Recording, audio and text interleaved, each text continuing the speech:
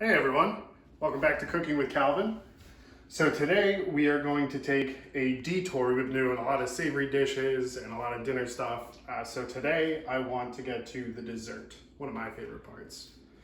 So what we're going to be doing today is a nice mixed berry pie with a crisp topping instead of 2 layers of crust. So without further ado, let's get into it. So what we have measured out over here is I have a 1/4 teaspoon of kosher salt mixed with 1 1/4 cups of all-purpose flour. What we're gonna do is incorporate that, get some air into it. It's gonna make our job easier for mixing it. Now, the 2 tricks to getting the best crust that you can is freeze your stick of butter ahead of time. And another little trick that we're going for is getting the coldest possible water that we can. So run it as cold as you can out of your faucet and then stick it into a metal bowl with ice cubes in it. I have my reusable ice cubes in here. The whole reason that we're doing all of this is because we don't want to melt the fats necessarily. We want the fats to be incorporated with the flour and the salt, but the less it melts, the better that the crust is actually going to be. So we have a frozen stick of butter. Our best thing is to just grate it.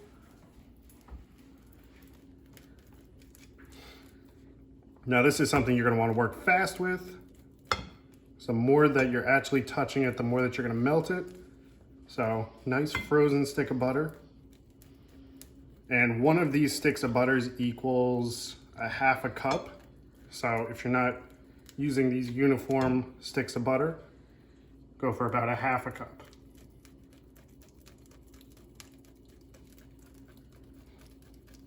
As you can see, it's coming out just like grated cheese.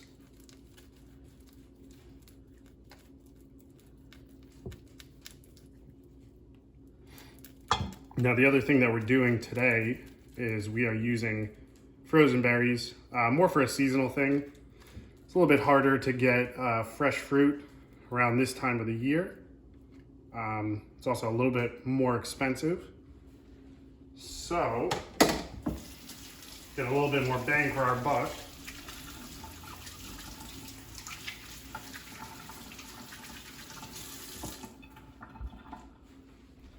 Come over to here. We just want to just incorporate all of that butter.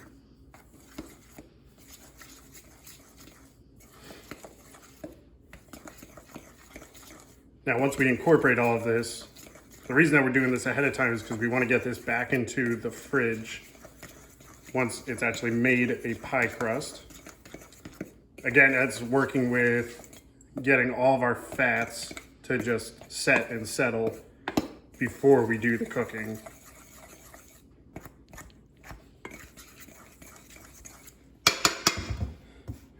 Now you want to just make a little well right in the center of it.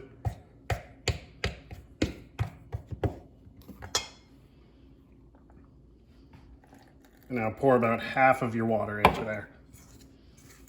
You might not need all of the water, so it's always easier to add more than take some away.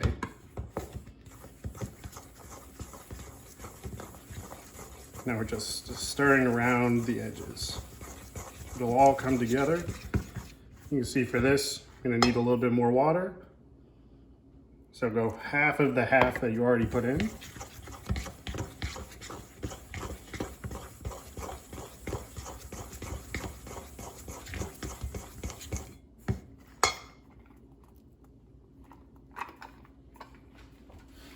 And then just in case you need a little bit extra, just get some more cold water. Just going in your bowl with ice. Now you're at the stage where if you need more water, you go just tablespoon at a time.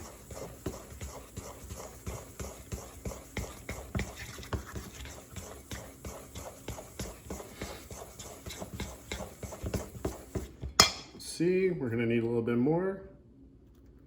Go a little bit.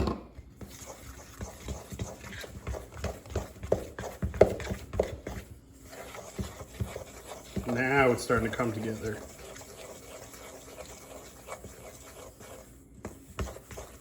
I'll switch over to the other side.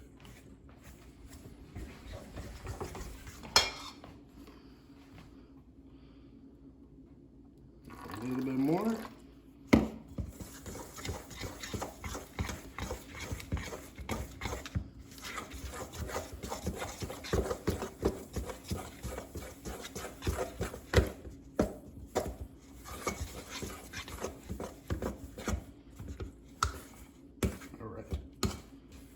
Now you can feel it all coming together.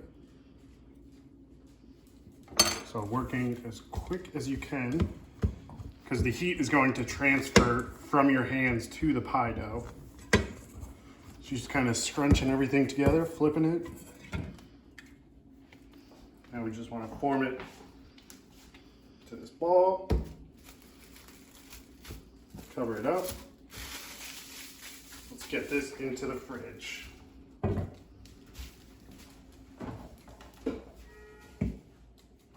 All right, now that we have the pie dough, it's gonna need to chill for bare minimum 2 hours. If you can let it sit for 4 hours, then let it sit for 4 hours, even do it overnight. But the longer you let it chill, the better off your pie crust is gonna be.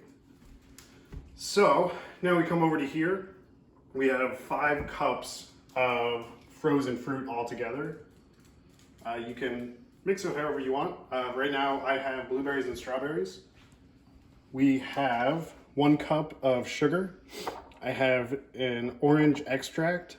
Just get a little bit more citrus flavor into there. It's gonna make all the natural flavors from the berries pop out. And then we also have 1 cup of lemon juice and a white cranberry juice. That's just for flavor. That's also gonna be a little bit of extra liquid so that we can incorporate the sugar into there and just kind of make everything come together better. So over on the stove, you want to get it medium-high heat. Just get it cooking in a nice hot pan before we add anything into it.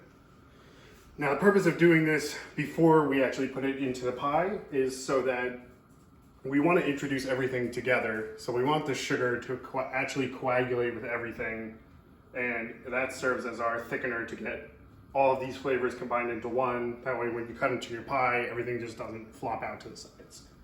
You can also, use cornstarch. I feel like that detracts from the flavor of everything, but you can use it if you need a quick, easy out for it. So, nice hot pan. We're gonna throw it into there and test it out. It's not as hot as we want it just yet. Now this whole thing is going to be pretty quick. It shouldn't take you more than 5 minutes. After we get this cooked, we want to put it back into the bowl.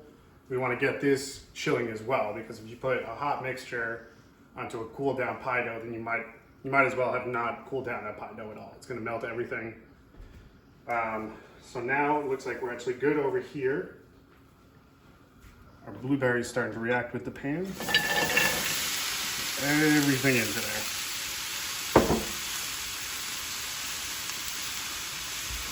You can see everything coming up, nice and hot. This is also going to, so all this heat obviously evaporates extra liquid to get it to a boiling point. So the extra water that comes with these frozen berries is actually what we're kind of working out and replacing that with all the flavors that we want in there. So, dust it with your sugar. If you're using an extract, you want to wait until the end of this, otherwise it's going to get bitter.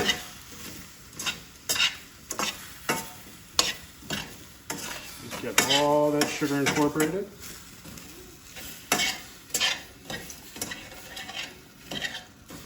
And just like any other type of cooking, a little liquid to deglaze that pan.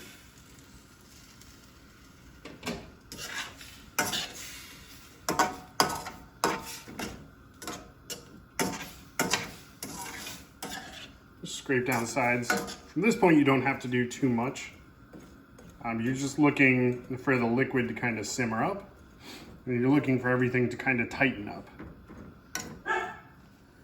All right, so now we see some action in here. So all of our berries are completely defrosted. So these are going to get cooked one more time. So we don't want to go overboard with it, but we do want to reduce down all of this liquid that we have in here. So remove everything from here. Reduce all the liquid down so we have almost a syrup consistency.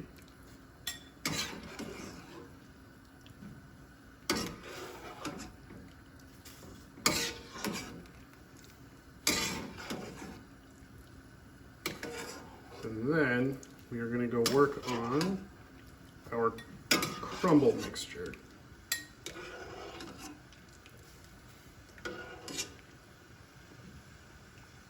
Okay, so all those removed. Keep that on medium heat now. And now we're coming over to here. So over here we have equal parts of flour and sugar. We have half a cup of cut up room temperature butter. And then we have 1 teaspoon of cinnamon. And that's mixed with just a couple shakes of nutmeg just to get a little bit more of a allspice kind of flavor into there. So what we're gonna do is get the flour, get the sugar, get those all mixed in together. Now we are going to cut our butter in.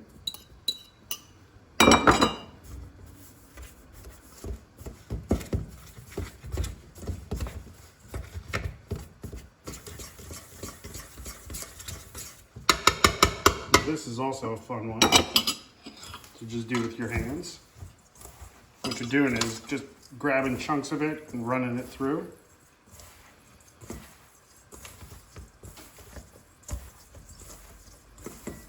The consistency you're looking for here, it's kind of like wet sand, where the wet sand, if you can grab it and kind of break it up like this and it's coming up in little chunks, but then you can also grab it and push it together and it's forming just like that. That's what you're going for.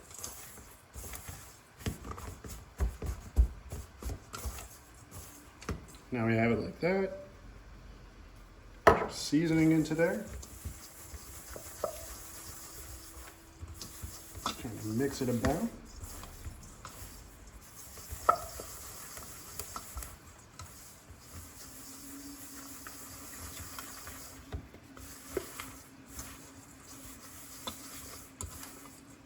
And that should do it for that. You can keep that at room temperature.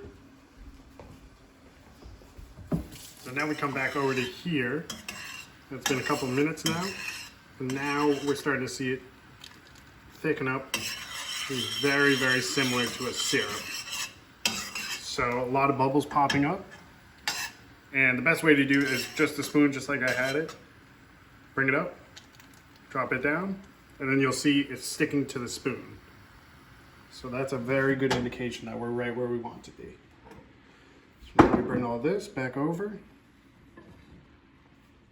Reincorporate this. Now you could also save some of this if you wanted to, just to have as like a glaze to put over top when you serve it.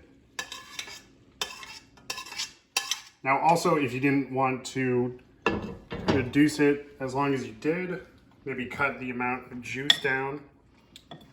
It's gonna take less time to cook, but also because you're compounding down this juice that you put into it. So all those flavors are just getting more and more intense the more you reduce it down. So if you add less, it'll be less intense of a flavor. It'll still be good, but it won't be as good as it can be. And so now I'm gonna drop in our flavoring oil. Now don't go overboard with that super powerful thing. You're just going 2 to 3 drops. And now we want to get this into the fridge and chilled down. All right, we are back. Everything is chilled down, ready to go. What we want to do is you want to get our pie dough working first. So get it ready so we don't have it sticking to any surfaces.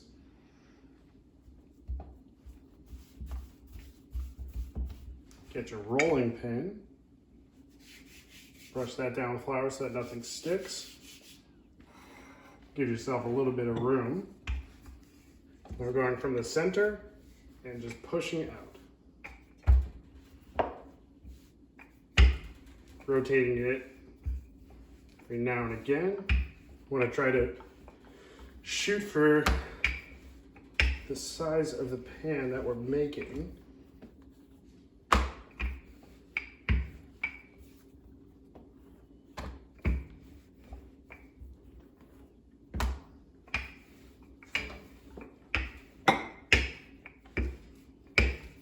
You can always roll it out a little bit bigger and just cut the edges where you need it.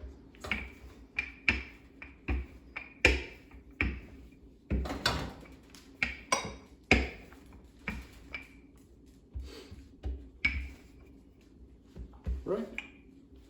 Now we transfer it. So a good thing to do, put it right on top just to make sure you have enough. You don't want it going, if it hits just the edge, doesn't go past it, you want to roll it out just a little bit more, just to account for these ridges that are going to happen. Now,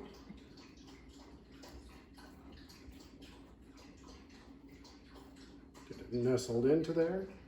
Start pressing down on the bottom. You want to get it so that it's joining all surfaces.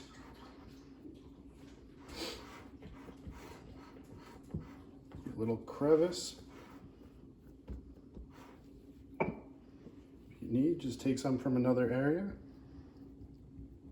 work it into it.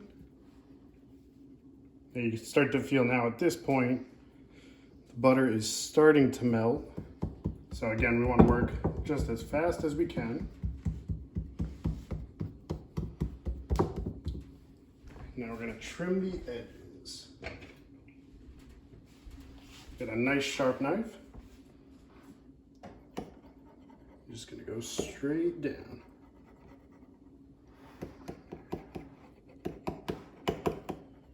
And you just want to nestle the knife right up against your pie container.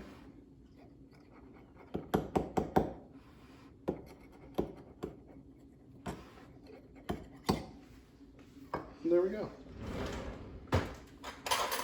Do some nice cool designs with it. You can run along, just kind of pinch it, but really the go-to is just press it down with a fork.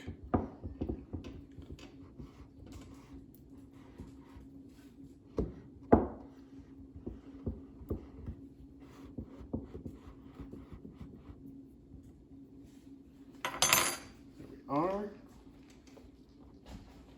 Now you can bake this crust ahead of time, store it.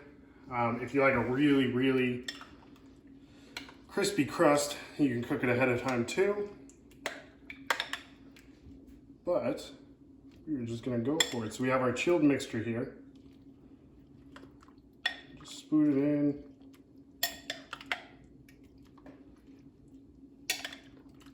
Now you can see the syrup that we poured in has now mixed with all the juices that are coming out of these berries.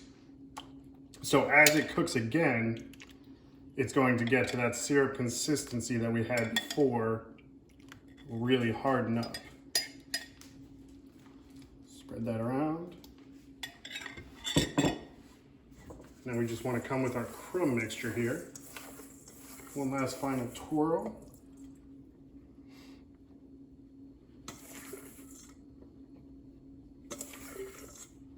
You just want to get some even coverage. Try to keep it off the lips. And you really want to cover everything because this is going to act, it's going to be a sealer. So as it bakes, the bottom part of it is going to actually absorb it, kind of like a cobbler would. And then the top part will actually seal all the moisture in, as long as you're covering everything.